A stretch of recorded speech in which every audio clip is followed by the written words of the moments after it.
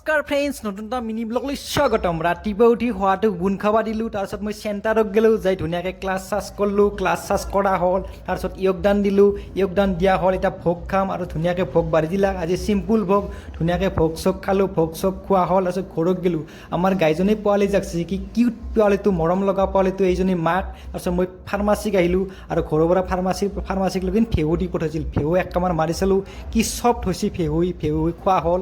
আৰু ভাইটিটাৰ কাৰণে এটা পাৰ্চেল আহিছিল, ভাইটিৰ পাৰ্চেলটো মই আনবক্সিং কৰি দিলোঁ। চাওঁ যে এটা কফি মেচিন, বেলেগ একো নহয়, ধুনীয়াকৈ কফি মেচিনে চালোঁ, চাই উঠি আৰু কফি মেচিনটো ভৰি থলোঁ। আৰু দেখা পাইছেনে এটি ভাইটিদাই ধুনীয়াকৈ কফি মেচিনটো ভাইটিদাই লৈ গ'ল।